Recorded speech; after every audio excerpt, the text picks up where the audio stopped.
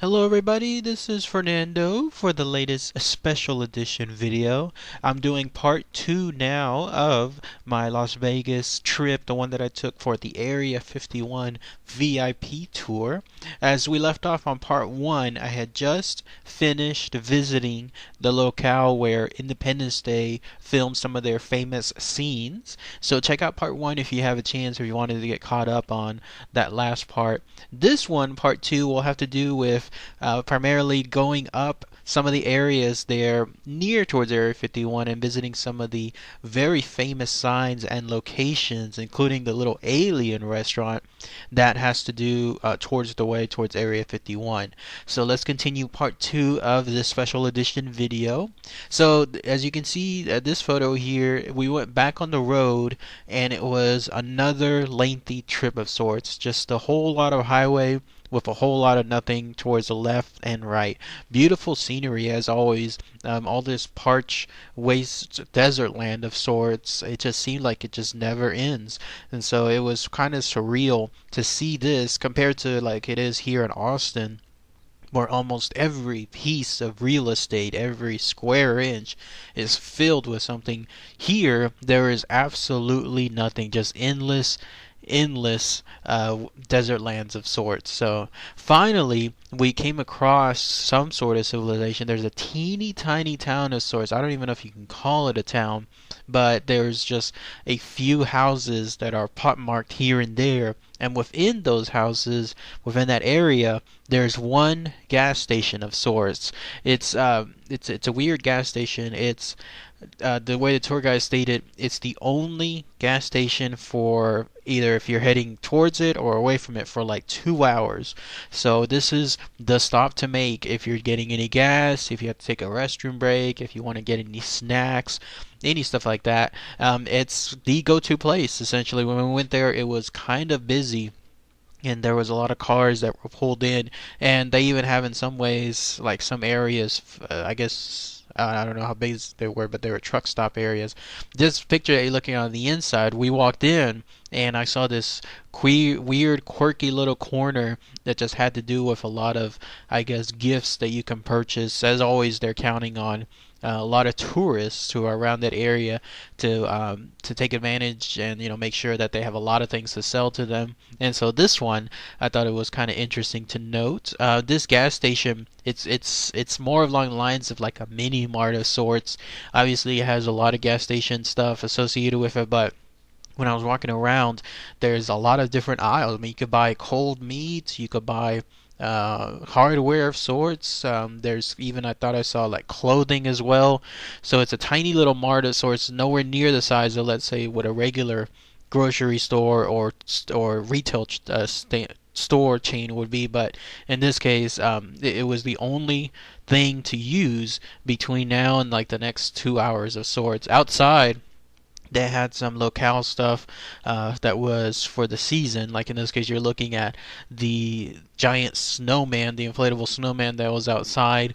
And so I was just walking around, taking some time, I guess, while we were resting throughout the tour. And then you'll see, of course, that they have some kind of dinosaur there as well, some kind of model. Behind it, I wish I could have taken more better pictures, but there was a weird junkyard of sorts. It was like wrecked cars that were just parked on the top of that hill, and it extended quite a ways towards the back. I don't know what that was about. I don't know if that's like a salvage yard of sorts, or if it's something else like an auction place. I have no idea. But I found it kind of peculiar just coming up with it. And then if you look towards the very, very, very far back, that giant mountain in the back, you can kind of see there's a P, like a letter P, in white chalk that looks like it's white chalk on the mountain itself. The tour guide said that that's done as an annual ritual of sorts by the local high school team. That's right, even though this town probably has like only 100 people or sorts that I saw, they still have a school system. And so this annual ritual involves the schoolmates there going and then making sure that they uh, keep that P standing perfectly still. Like, I don't know what they do, if they chisel it back in or if they add paint, I don't know, but they make sure that it stays very visible throughout the rest of the year. I don't know what that piece exactly stands for, but it is definitely not natural. It's absolutely done by the local high school team or football team of sorts. Now, everything else involving the next couple of trips, finally we got back on the road. It was finally, we're going towards the main highway associated with Area 51. I was able to capture this picture, which is a brief snippet. That's not diagonal, by the way. It's just we were driving by so fast that that's how my camera took the picture, but it showcases the famous split associated with Area 51. The way the tour guide said, if you're heading by Nevada 375, then you're pretty much going towards the Area 51 location. If you're heading by 318, then you're going somewhere else. So in other words, those people that are getting on the 375 Nevada road, for the most part, they have stuff to do with Area 51. Obviously, like the little alien goes towards that area to the 375 road. So there's other people that go there for other reasons, but still, the way he said it was that road is primarily used for the base itself. Now the split that's there, it comes across towards another very famous sign, which you'll see here. That's right, this is the actual famous extraterrestrial highway sign, and of course little Godzilla standing right in front of it. You've seen this sign in photos, you've seen this sign in movies. This is it, but this is actually one of two that are out there on that road. This is the first one that you meet, and as you can see, of course, it is absolutely covered left and right with all the different stickers from tourists and who knows who else visits that location. The way the tour guide said is, it used to just be known as a regular highway, but somewhere along the way, who knows how far back, the area there realized that, hey, we can bring in more business if we start referring to it as the extraterrestrial highway. And then just through continued use, it became the de facto name of the highway, so much so that I guess whoever does the transportation there in Nevada recognizes now officially, even on maps, as the extraterrestrial highway. Otherwise, of course, previously it was known as just that, Highway 375 or something along those lines. But it works. You can see all those stickers that are there. People visit it on a daily basis. We were kind of fortunate because when we went there, there was nobody around. I guess it was the cold weather. It doesn't look cold in that picture, but it was in the 30 degrees there during that time, and it was early in the morning still, so we had the whole place to ourselves. In fact, most of the if not all the trip, we never ran into any other tourists other than from the other group within the same company that we went with. So this was unique because I got to take as many pictures as I wanted, and I included this one here, of course, of little Godzilla standing in front of it.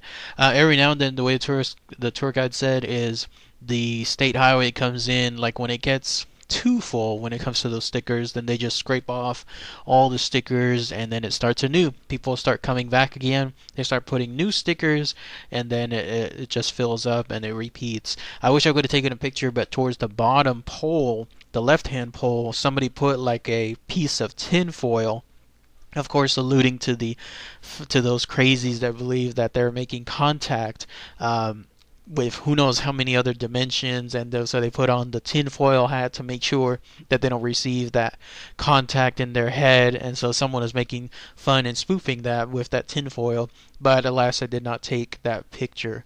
So that is the famous sign, and then this one you're looking at a picture of.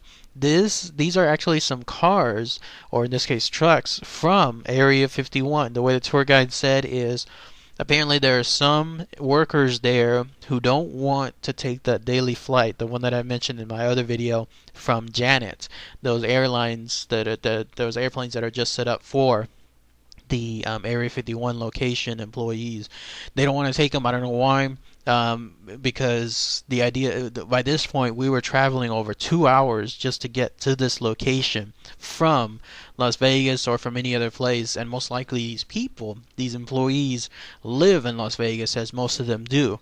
So whoever decides to not take the Janet airplanes, they literally have to travel every day up to this point. They park their trucks, cars, whatever here, and then the way the tour guide said is there's a bus that's specifically for the Area 51 employees that picks them up and then shuttles them to the remaining distance to the base. And so, kind of like nonchalant. I mean, again, we're dealing with super high, top secret, above clearance, whatever type designations and employees, and yet here are their cars just parked right here in the middle of nowhere, unguarded, no security, no surveillance, just nothing, just nonchalantly parked right there. And then I asked the tour guide, I mean, does anybody mess with the cars? I mean, aren't they afraid? And he said, most likely not, because clearly if something happens to these cars, then the employees obviously have huge resources to work with considering the base that's there if they truly wanted to see who messed with their cars. So it's kind of like an unwritten rule that their cars are very safely guarded, even though obviously there's nothing around watching over their property.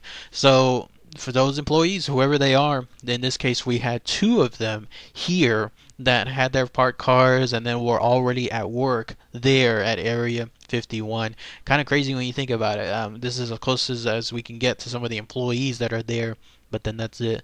This next picture was a locale that we stopped by, but we didn't go inside. It's of a place apparently that caters to tourists that travel to Area 51 just like us.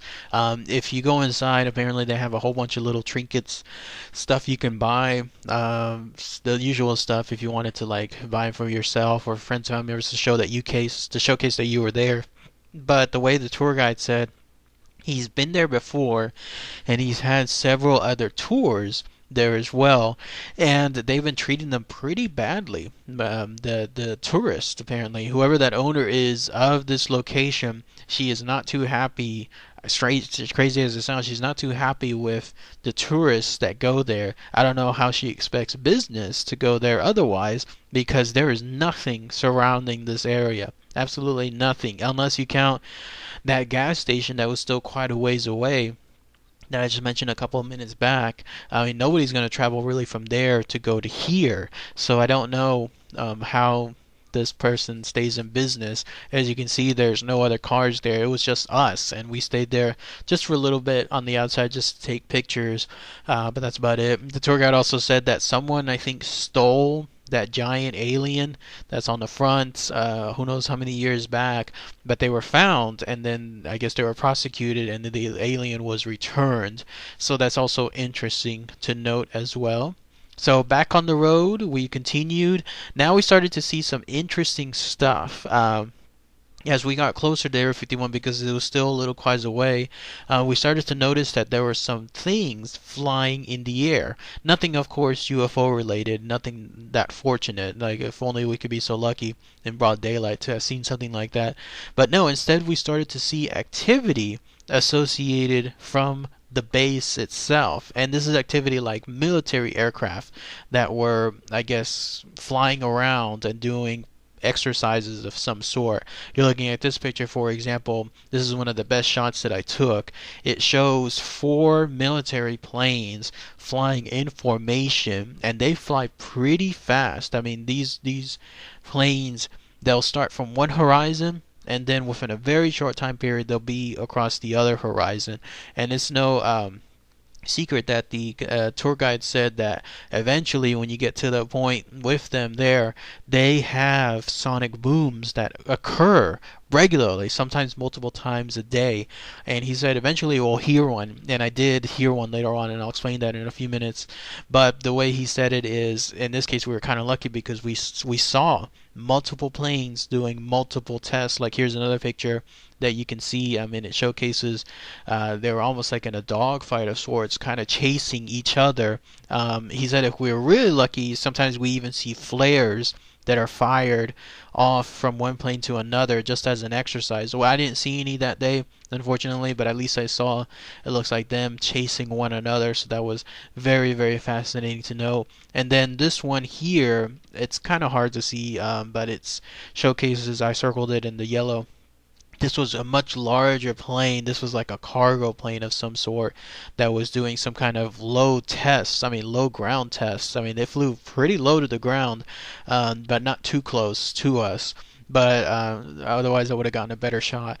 But at least you can see that that is the area that they were performing tests. And it was all just pretty much through the morning, because by the afternoon, when we were returning from the Area 51 entrance, we no longer saw anything as far as these tests. So he said that we were kind of lucky because normally he didn't see so many tests like we did. So I thought that was kind of fortunate as well.